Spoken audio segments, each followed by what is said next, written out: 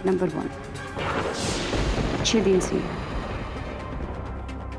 Degeneration level 15%।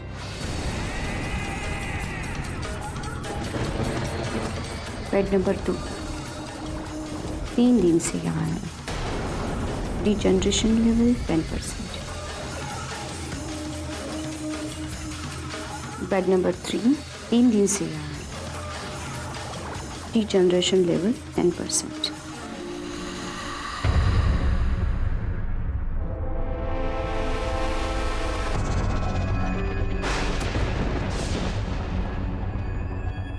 Oh no, आज hospital से फिर से एक लाश गायब। ये हो क्या रहा है इस हॉस्पिटल में?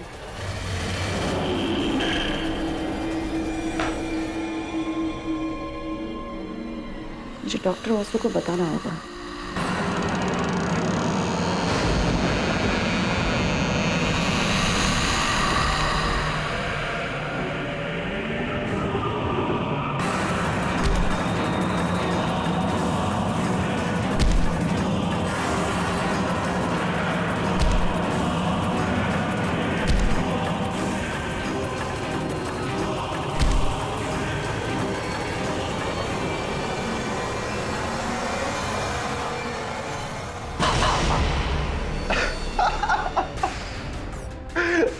Look at your face.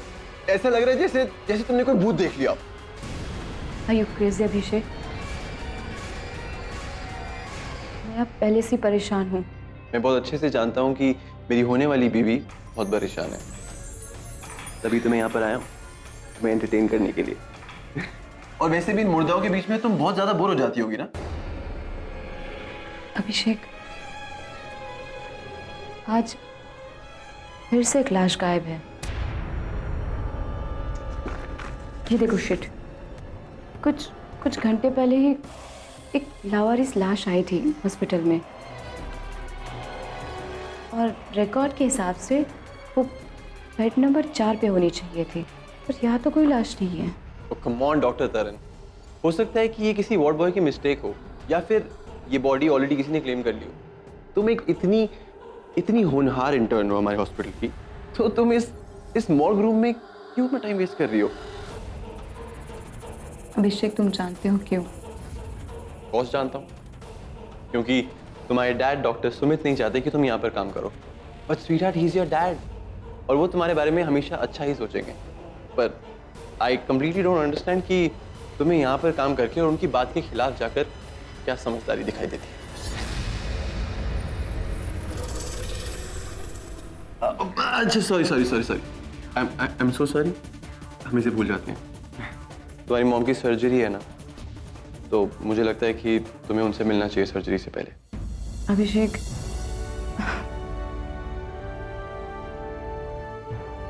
पता नहीं, मुझे कुछ ठीक नहीं लग रहा है। मैं मॉम को इस हालत में नहीं देख सकती, इसलिए यहाँ हूँ। लेकिन आई ट्रस्ट डॉक्टर वासु, वो मेरी मॉम के ब्रेन का ट्यूमर सक्सेसफुली निकाल देंगे। I know that. I think तुम्हें कोई मिसअंडरस्टैंडिंग हुई है, क्योंकि डॉक्टर वासु तो बैंगलोर में है, और तुम्हारी मॉम का ऑपरेशन डॉक्टर वासु नहीं बल्कि तुम्हारे डैड डॉक्टर सुमित करने वाले। What? How dare you touch my mom? मैं उन्हें अपने मॉम के नजदीक भी नहीं आने दूंगी। डॉक्टर तरन,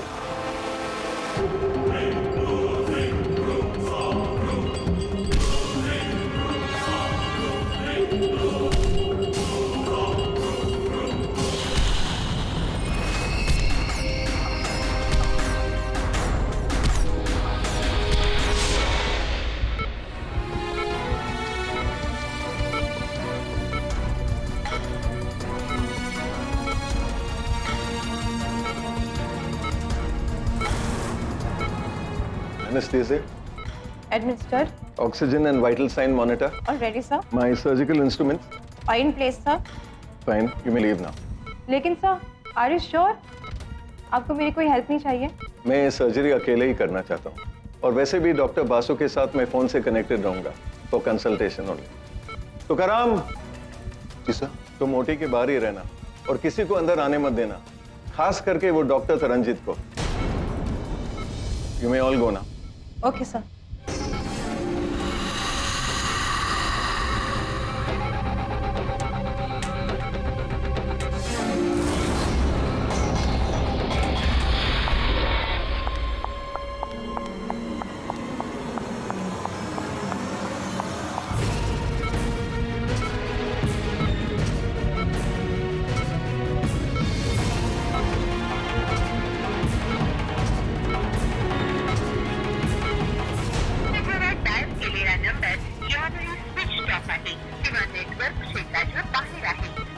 ओह नो, डॉक्टर वासु का नंबर तो नेटवर्क के बाहर है।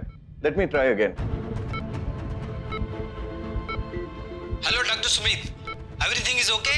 All set, shall we begin? हाँ, ओके। ओके। अरे डॉक्टर तरनजीत, एक मिनट मैडम रुकिए।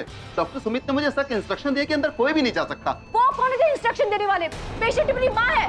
मैडम मैं सिर्फ अपना काम कर रहा हूँ, प्लीज। काम ही करना है तो मुर्दा घर से एक लाश गायब है, उसे जाके ढूंढो। लाश फिर से गायब? वो आ गया, वो आ गया मैडम, आ गया मैडम। ये क्या बकवास करे तुकाराम? तुम्हें जहाँ जाना है चले जाओ, हटो यहाँ से। चला चला, लौकर चला, लौकर चला, अरे लौकर चला। रिवॉर्ड भाई, ये लाइन को क्या हुआ? Hello hello doctor Sumit.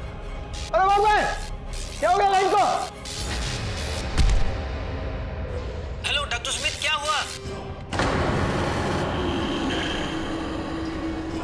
Hello hello doctor Sumit. कौन है? अरे कौन है? Doctor Sumit, doctor Sumit.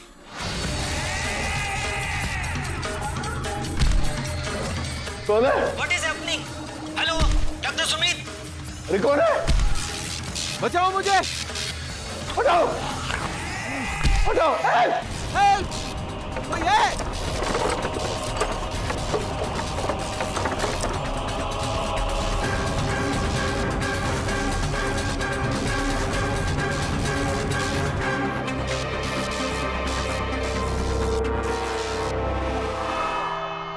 अदालत की कार्रवाई शुरू की जाए। योर ऑनर, मैं अदालत को बताना चाहता हूं कि डॉक्टर तरनजीत कौर डॉक्टर सुमित और किरण कौर की बेटी। 15 साल पहले जब हस्बैंड वाइफ के बीच में डिवोर्स हो गया था, तब से डॉक्टर तरनजीत कौर अपनी मां के साथ ही रहती है। डॉक्टर सुमित ने किसी और से शादी करने के लिए किरण जी से डिवोर्स ले लिया और तब से डॉक्टर तरनजीत कौर सुमित जी से नफरत करने लगी और इसी नफरत की आग में उलझकर उन्होंने डॉक्टर सुमित की हत्या कर दी। हत्या कर दी।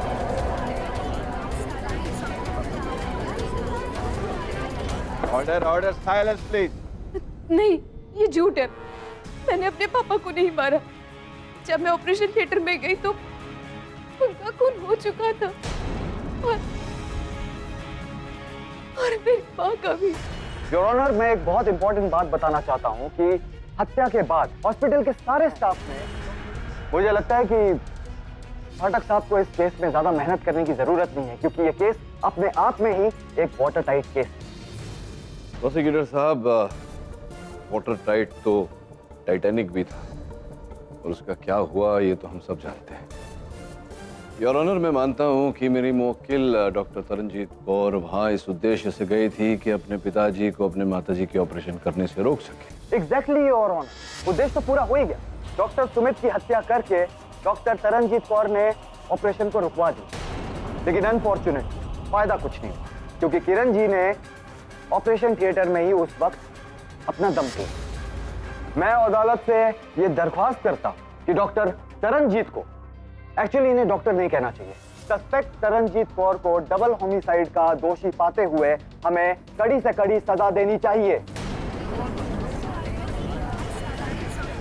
योर ऑनर, तथ्य अनुसार हत्या के पश्चात ऑपरेशन थिएटर बिखरा हुआ पाया गया। केवल इतना ही नहीं, योर ऑनर, हत्या के पश्चात डॉक्टर सुमित के मृत शरीर के हाथों में से बाल पाए गए, जो रिपोर्ट अनुसार न डॉक्टर तरनजीत कौर के हैं न इनकी माताजी के। तो स्पष्ट है योर ऑनर कि कोई और था वहां उपस्थित ऑपरेशन के दौरान जिसने हत्या की है डॉक्टर सुमित की। योर ऑनर, हॉस्पिटल स्टाफ के मुताबिक ऑपरेशन थिएटर में डॉक्टर सुमित के अलावा सिर्फ एक ही व्यक्ति था और वो खुद उनकी एक्स वाइफ किरण कौर जी, जो एनेस्थीसिया के नशे में थी। तो बेडी साहब, आप क्या प्रूव करना चाहते हैं कि उस हालत में उन्होंने डॉक्टर सुमित की हत्या कर दी? मुझे पूरा विश्वास है प्रोसिक्यूटर साहब कि आपने कितनी तो अभ्यास की होगी वकालत में ये जानने के लिए कि मैं ये तो नहीं कह रहा। तो फिर खून किसने किया? मैं जानता हूं साहब किसने मारा।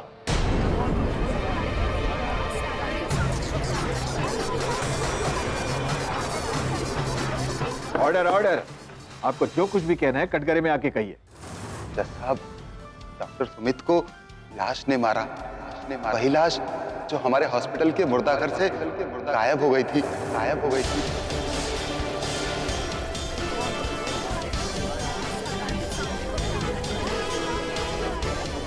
Order order, silence please. Tukaram, तुम अदालत में हो इस वक्त, क्या बकवास कर रहे हो?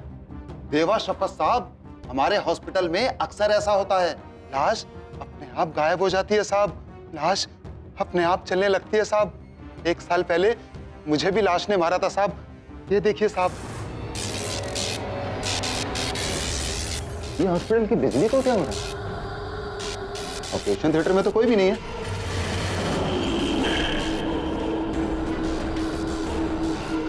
कौन है? ये तो मुर्दा घर के किसी मुर्दे की स्लिप है ना?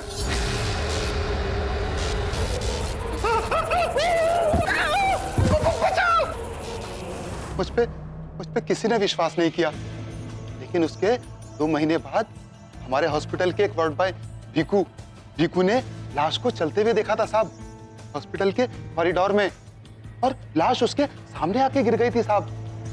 अभी सबने माना कि मैं सच बोल रहा था साहब। उसके बाद हॉस्पिटल में तब भी लाइट फ्लिकरिंग होती थी साहब। हम सब वार्ड बॉय और नर्स अपने आप को एक कमरे में बंद कर लेते थे साहब, और जैसे ही लाइट आ जाती थी हम सब लोग वापस बाहर आ जाते थे साहब। अब साहब, भूत से पंगा कौन लेगा साहब?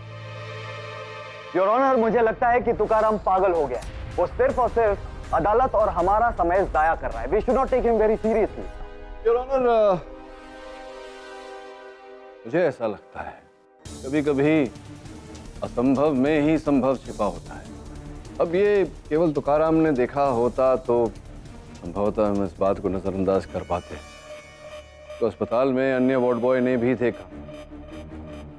योर ऑनर, अब ये घटना या घटनाएं नेचुरल हैं या सुपरनेचुरल का पता लगाए बिना इस केस में आगे बढ़ना उचित नहीं होगा। मैं छानबीन करने के लिए अदालत से समय की मांग करता हूं। यह अदालत कल तक के लिए मुलतवी की जाती है। The court is adjourned. अस्पताल में चलती हुई लाश और किस किस ने देखी? साहब, मैं और दूसरा भीकू। वो तो इतना डर गया था कि काम छोड़ के अपने गांव ही चला गया। जी सर, हम सब बहुत डर गए थे। फिर तुकाराम ने हमें आइडिया दिया कि जब भी लाइट टिमटिमाए तो हम सब एक कमरे में बंद हो जाएं। What nonsense!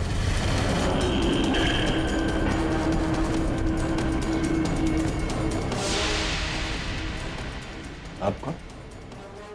हाय, डॉक्टर अभिषेक और डॉक्टर तरन का मंगेतर। सर, आप इन लोगों की बातों में बिल्कुल विश्वास मत कीजिए।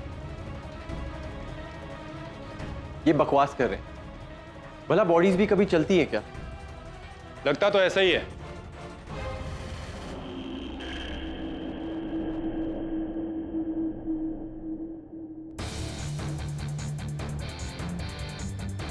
अरे दवे, तू यहाँ?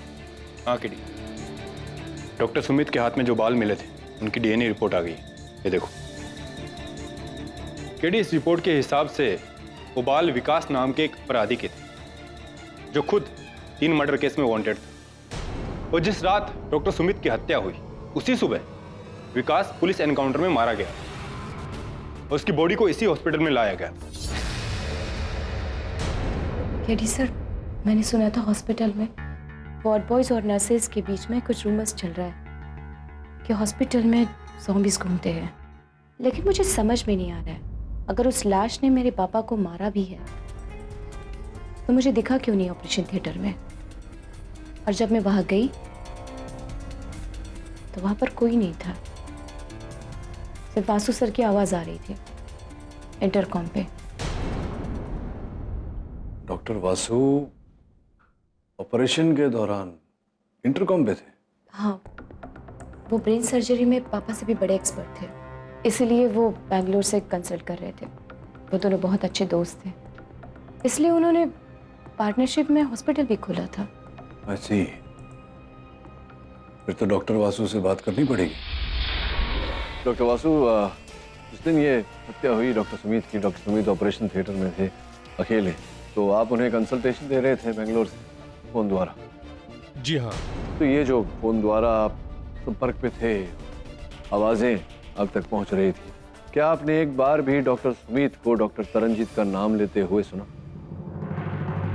No, I don't think so.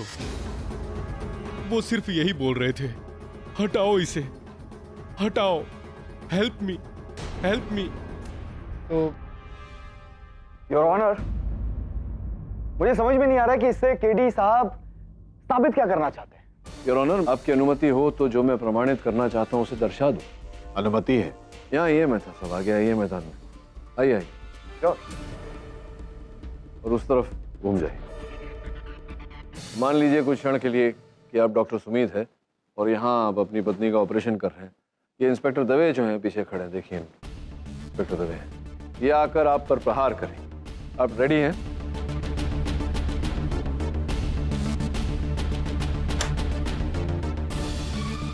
KD साहब क्या कर रहे हैं? और मुझे लग जाता तो? आपने मेरा नाम क्यों लिया?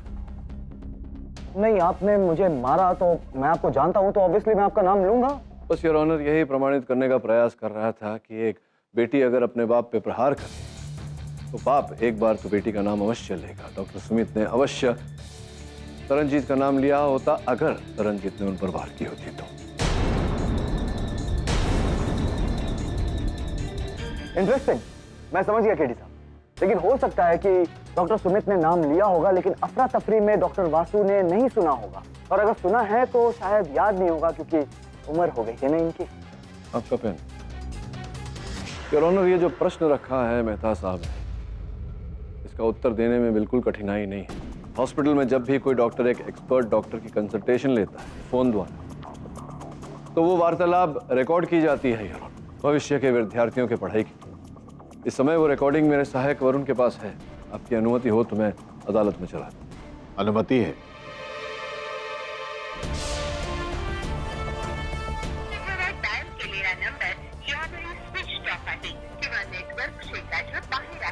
डॉक्टर वासु का नंबर तो नेटवर्क के बाहर है। Let me try again. Hello doctor Sumit, everything is okay? All set, shall we begin? Good, I hope आपने सारी तैयारी कर ली होगी। हाँ, मैं वाइटल ऑर्गन्स पे नजर रखता हूँ। Okay. Doctor Sumit, all organs are okay. आपका क्या स्टेटस है डॉक्टर सुमित? ये लाइन को क्या हुआ? व्हाट? डॉक्टर सुमित, किरण के पल्स और हार्ट बीट फ्लैट जा रहे हैं। What is happening? Hello hello doctor Sumit.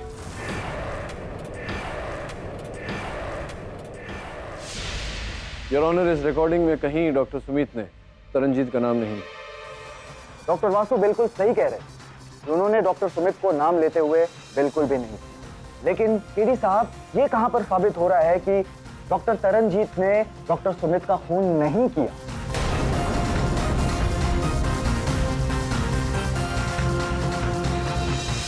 KD साहब, कहां खो गए आप?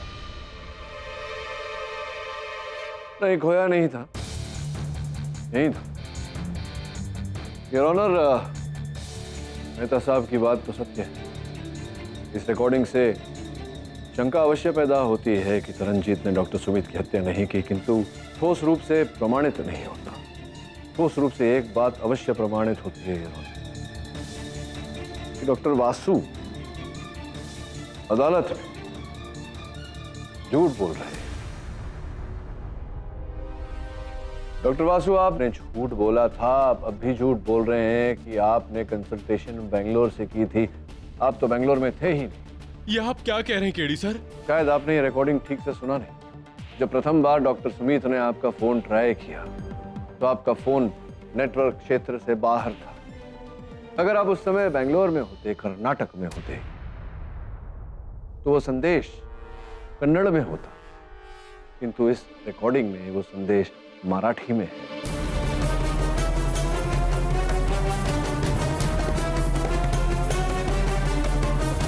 जिसका ये अर्थ होता है डॉक्टर वासु कि आप महाराष्ट्र में थे। अब बताइए, हमें डॉक्टर वासु अधिक समय नहीं लगेगा ये पता लगाने के लिए कि आप कहाँ थे। पुलिस जाएगी और आपके मोबाइल रिकॉर्ड्स चेक करेगी, जहाँ से हमें पता चल जाएगा कि आप कहाँ थे। और इसी प्रकार से अगर आप झूठ बोलते रहे तो शंका आप पर भी जाती है कि आपने बिजली गुल होने के बाद प्रवेश किया ऑपरेशन थिएटर में और डॉक्टर सुमित जो आपके हॉस्पिटल के 50% के मालिक थे उनकी हत्या की, क्योंकि आप जानते थे कि तरनजीत तो अपने पिता की जायदाद पर दावा करेगी नहीं, तो आप 100% के मालिक बन बैठेंगे। बताइए आगे क्या? सर ये बिल्कुल झूठ है। मैंने सुमित को नहीं मारा, वो मेरा दोस्त था। ये सच है कि मैं उस रात बेंगलोर में नहीं था, मुंबई में था। झूठ क्यों बोल रहे हैं आप अदालत में कि आप बेंगलोर में थे? क्या कारण था इसके? योर ऑनर, मेरा ट्रीटमेंट चल रहा था कीमोथेरेपी का। मैंने किसी को नहीं बताया था कि मुझे ब्लड कैंसर है।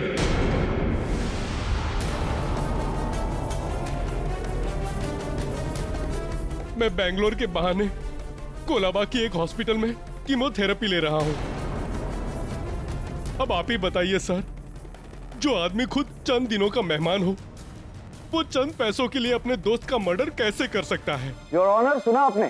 केडी साहब एक कैंसर पेशेंट पर खून का इल्जाम लगा रहे, लेकिन मुझे कहीं पर भी कोई भी पॉसिबिलिटीज नहीं दिखती है जहां पर तरनजीत को छोड़कर किसी और ने मर्डर करने की कोशिश की हो या की है। पॉसिबिलिटी है सर। मेरा ही एक पेशेंट था जिसकी डेथ हो गई थी। मैंने उसे डेड डिक्लेयर किया था, लेकिन कुछ घंटों के बाद जब मैं मॉर्ग में गया तो मैंने उसके हाथ और पांव शेक करते हुए देखे। मैंने ये बात किसी को नहीं बताई, क्योंकि अगर मैं ये बात किसी को बताता तो वो मेरा मजाक उड़ाते, क्योंकि मेरे पास कोई प्रूफ नहीं था और शायद मेरा मेडिकल करियर ही खत्म हो जाता। मैं पूरी जिंदगी डॉक्टर रहना चाहता था और लोगों का इलाज करना चाहता था। योर ऑनर, मैं जानता हूं कि अदालत ये मृत मुर्दों के चलने इत्यादि में सुपरनैचुरल बातों में नहीं मानती। अदालत प्रमाण मांगती है। तो कहीं ना कहीं ये केस द्वितीय बार है जो ज़ॉम्बी पर, मृत व्यक्ति पर, मुर्दे पर आकर खड़ा हो।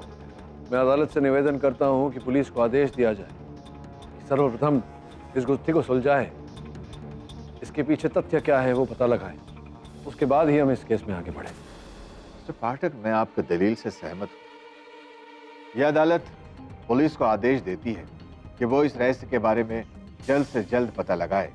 यह अदालत अगली सुनवाई तक के लिए मुलतवी की जाती है। The court is adjourned.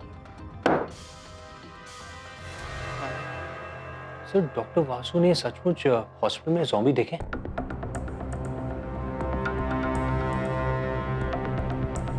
पता नहीं वरुण, डॉक्टर वासु ने क्या देखा क्या नहीं। वैसे भी ये ज़ॉम्बी का विषय बहुत ही विवादग्रस्त है। मेरा निजी मानना ये है कि एक ज़ॉम्बी का उठकर जाकर किसी की हत्या करना ये असंभव सा मामला है। सर, डॉक्टर सुमित की मौत के बाद हॉस्पिटल का स्टाफ और डर गया और मुझे पता चला है कि हॉस्पिटल ग्रेवयार्ड पर बनाया गया है। मैंने सीरियल में एक देखा था कि भूत था और वो सिर्फ 3 बजे रात को निकलता था। बिलीव, बात को समझो, यहाँ भूतों की बात नहीं हो रही, ज़ॉम्बी की बात हो रही। ज़ॉम्बी वो व्यक्ति होता है, मृत व्यक्ति, उस पर प्रयोग किया जाता है। कभी कभी शौक देने से उसकी मानसिकता कहीं ना कहीं अंदर जागृत होती है। ऐसा सब है, बोलते हैं। भूत की बात नहीं हो रही है। वरुण, वो तुकाराम क्या कह रहा था? जब वो अस्पताल की लाइट फ्लिकर होती है तभी वो ज़ॉम्बी दिखता है। वो तो होएगा ना केडी। अरे भूत के आजू बाजू इतना पावर होता है कि लाइट तो फ्लिकर होएगा ही। मतलब क्या कहना चाह रही हैं आप कि अब भूत खून नहीं वोल्टेज पीते हैं? Ridiculous that is. सर, आप क्या देख रहे हैं? इंटरनेट पे रिसर्च करता हूँ, देखता हूँ। कोई ना कोई सुराग अवश्य मिलेगा। Okay sir.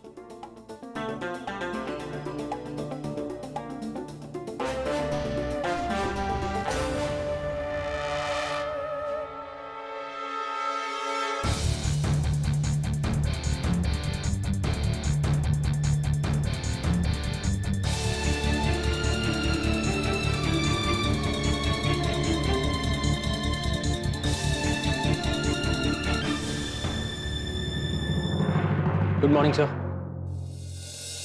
सर, आप रात भर यहीं थे? सर, अगर आप ऐसे ही काम करते रहेंगे तो आपकी तबीयत खराब हो सकती है।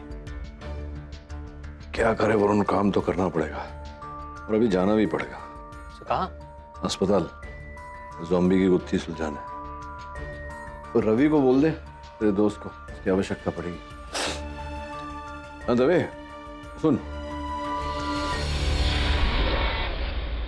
योर ऑनर, आपके आदेश अनुसार अस्पताल में चलने वाले मृत शरीर, उनकी छानबीन की और ये गुत्थी अंततः सुलझ ही गई। विस्तार में समझाने के लिए मैं रवि, जो एक इलेक्ट्रिकल इंजीनियर है, उन्हें कटघरे में बुलाने की अनुमति चाहता। अनुमति है। योर ऑनर, जिस किसी व्यक्ति ने भी उस अस्पताल में मुर्दे को चलते हुए देखा, सबका यही कहना है कि सुबह अस्पताल की बत्तियां जो है वो झिलमिलाती हैं, फ्लिकर करती हैं। इसी कारण रवि, जो एक इलेक्ट्रिकल इंजीनियर है, इन्हें लेकर हम अस्पताल। सर, मैंने सारे मेन इलेक्ट्रिकल पॉइंट्स चेक कर लिए हैं, यहाँ कोई प्रॉब्लम नहीं। तो फिर लाइट्स फ्लिकर क्यों होती हैं अपने आप? इलेक्ट्रिसिटी में कुछ भी अपने आप नहीं होता है। जाहिर सी बात है कि वोल्टेज फ्लक्चुएशन की वजह से ही लाइट्स फ्लिकर होती हैं, और वोल्टेज फ्लक्चुएशन या तो पावर कंपनी की तरफ से हो सकती है या फिर यहीं इसी हॉस्पिटल में किसी मशीन के बहुत ज़्यादा अमाउंट में पावर कंज्यूम करने की वजह से। वरुण, मैंने तुझे पता लगाने को कहा था कि यहाँ आसपास की कोई बिल्डिंग में से इस तरह की वोल्टेज फ्लक्चुएशन की कंप्लेंट गई है या नहीं? नहीं सर, अगल बगल की किसी भी बिल्डिंग ने कोई कंप्लेंट नहीं की। मतलब जो प्रॉब्लम है वो यहीं अस्पताल में ही है। योर ऑनर, इसलिए मैंने उस हॉस्पिटल का पावर डिस्ट्रीब्यूशन चेक किया तो पता चला कि सबसे ज्यादा और थिक केबल्स उसी ऑपरेशन थिएटर में लगी हुई थी जहां डॉक्टर सुमित का खून हुआ। योर ऑनर, प्रथम बार भी तुकाराम ने ऑपरेशन थिएटर से ही मुर्दे लाश को चलते हुए बाहर जाते हुए देखा था। इसी कारण हमने वहां की पावर लाइंस चेक की। कमाल की बात है सर, इस रूम में ऐसी कोई भी मशीन नहीं है जिसके लिए इतनी थिक पावर लाइंस की जरूरत हो, लेकिन फिर भी लाइंस एक्टिव हैं और कोई तो एक मशीन पावर खींच रही है। आप चलते हैं यहाँ से, मुझे तो लगता है कि वो भूत यहीं आसपास ही कहीं है। हाँ, आसपास तो है, लेकिन कोई भूत नहीं, वो मशीन है जो यहाँ से बिजली खींच रही है। दीवार के पीछे एक वरुण, आयरन पाउडर लाने बोला था, चला है? जी हाँ सर। पर ये क्यों? ये तुझे तो पता है कि जहाँ इतनी अधिक मात्रा में बिजली का उपयोग होता है वहाँ चुंबक क्षेत्र बनता है। ये डालेंगे तो रवि, हट जरा, थोड़ा और दे।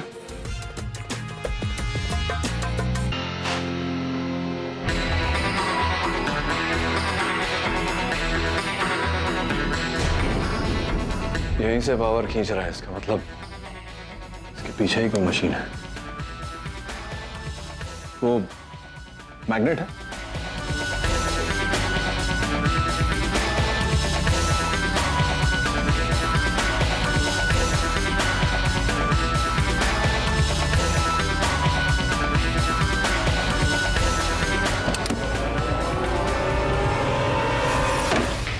सर, केडी साहब,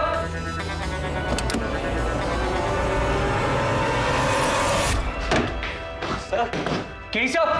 हाँ हाँ, मैं ठीक हूं, आजा।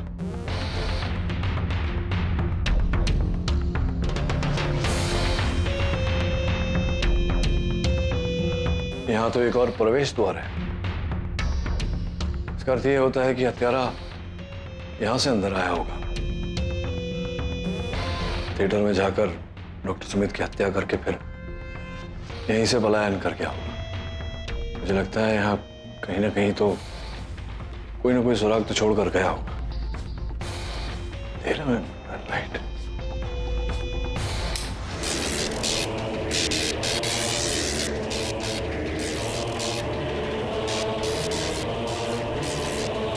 योर ऑनर, ये दृश्य मैंने स्वयं देखा। एक मृत देह अपने हाथ पैर हिला रहा है,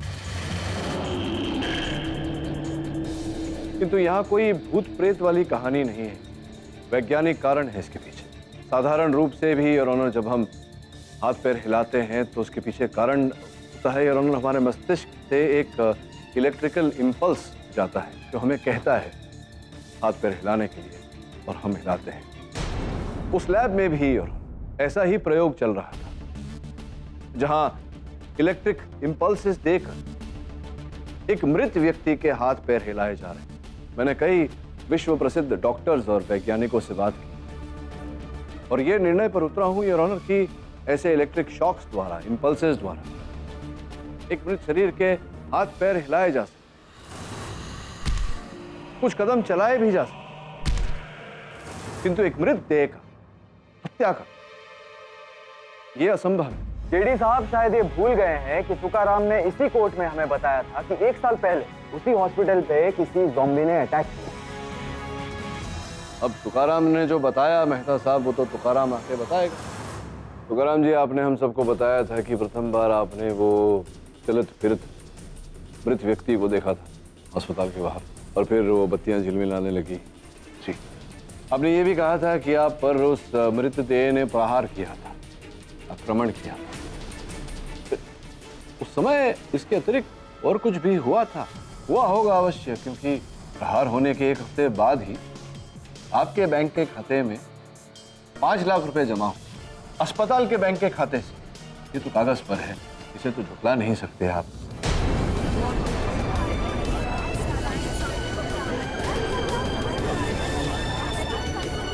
ऑर्डर ऑर्डर। और फिर द्वितीय बार आपने कहा था कि वो जो दूसरा वार्ड बॉय है, क्या नाम था उसका? भीकू। Bhiku Bhiku Bhiku ward boy.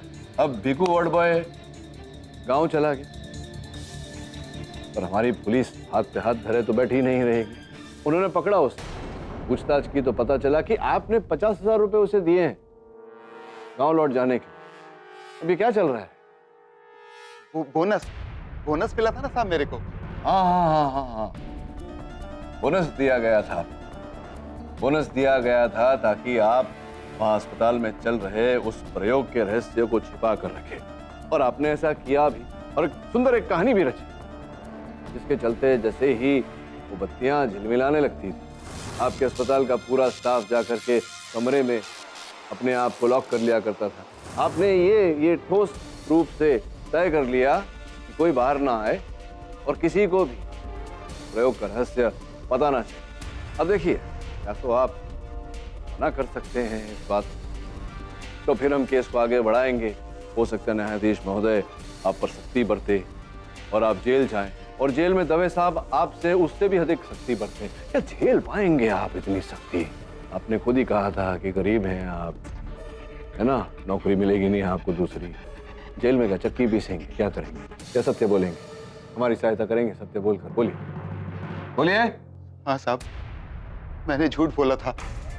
5 लाख रुपए बहुत बड़ी रकम होती है साहब, लेकिन साहब मुझे नहीं पता था कि मेरे झूठ की वजह से डॉक्टर सुमित की जान चली जाएगी। इसके कहने पर आपने झूठ बोला? डॉक्टर सुमित ने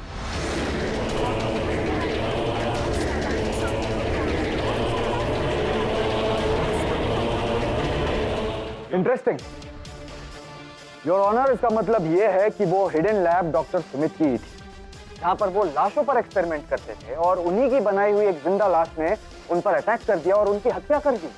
नहीं प्रोसिक्यूटर साहब, आप जो चल रहा है अदालत में उस पर आपका ध्यान नहीं। मैंने ये कहा कि एक मृत शरीर के, एक देह के हाथ पांव हिलाए जा सकते हैं इलेक्ट्रिक शॉक द्वारा। मैंने ये कतई नहीं कहा कि वो देह उठकर हाथ में सर्जिकल इक्विपमेंट उठाकर इस डॉक्टर की हत्या भी कर सकता है, ये नहीं कहा मैंने। केडी साहब, खून फिर किसने किया? क्या हम जाकर लाश से पूछे कि भैया लाश बताइए कि खून किसने किया? मेहता साहब, मेरे अनुभव अनुसार हत्या के हर केस में कहीं ना कहीं लाश बोलती अवश्य है। योर ऑनर, इस बार डॉक्टर सुमित के मृत शरीर ने, उनके मृत शरीर के हाथों में वो बाल, उन्होंने बताया है इस केस का रहस्य।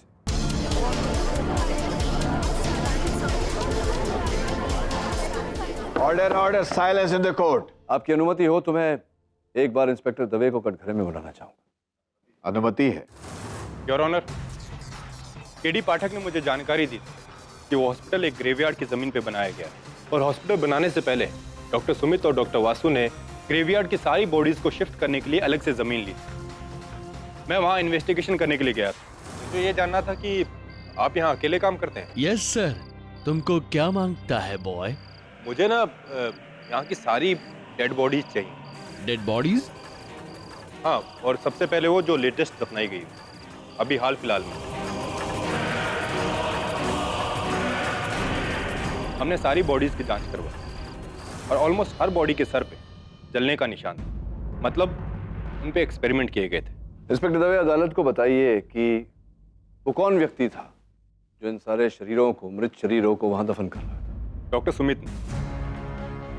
योर ऑनर, पिछले 1 साल से डॉक्टर सुमित हर महीने वहां एक बॉडी दफनाते थे। ग्रेवयार्ड का खर्चा हॉस्पिटल के फंड से चल रहा था और स्टीव को भी उन्होंने खरीदा हुआ था। अब इंस्पेक्टर दवे, ये बताइए कि डॉक्टर सुमित के निधन के बाद विकास की बॉडी को किसने दफनाया? हाँ के अच्छे से पूछताछ करने के बाद स्टीव ने हमें उसका नाम भी बता दिया, डॉक्टर अभिषेक।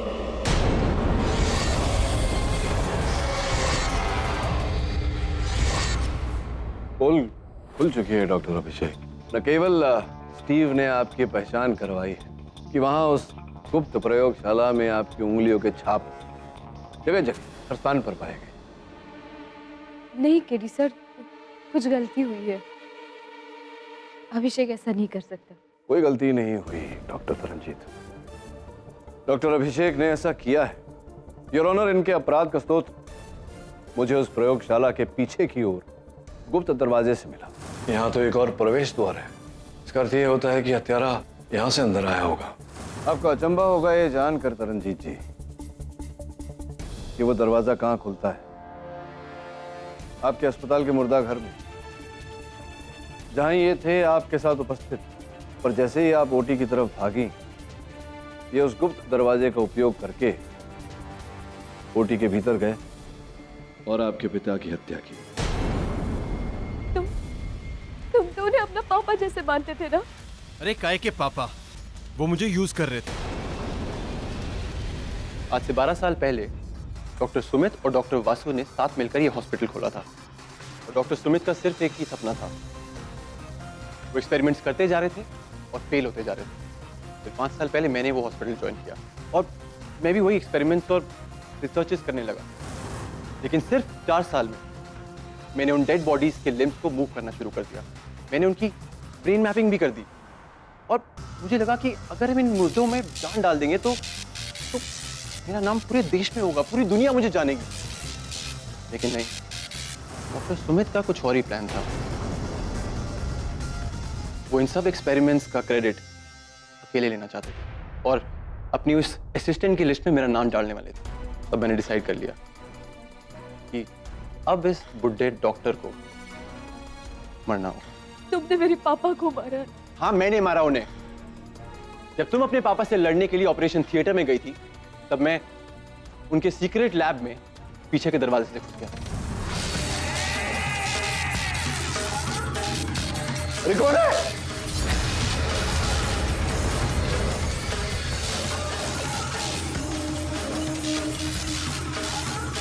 बचाओ, बचाओ, बढ़ जाओ।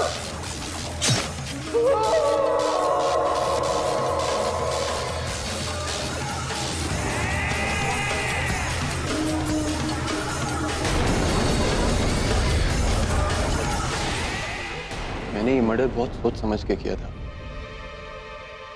पहले तो वो लाश डॉक्टर सुमित पर धकेल दी ताकि हाथापाई होते हुए जो भी निशान आए वो उस अनजान लाश के हो और कोई मुझ पर शक भी ना करे। Your honour, the defence rests. तमाम गवाहों और सबूतों के मद्देनजर यह अदालत डॉक्टर अभिषेक को डॉक्टर सुमित के कत्ल में दोषी पाते हुए उम्र कैद की सजा सुनाती है और अदालत में झूठी गवाही देने के जुर्म में तुकाराम को 3 साल की सजा सुनाती है और डॉक्टर तरनजीत को निर्दोष पाते हुए इस केस से बाइज्जत बरी कर दी। Case is close.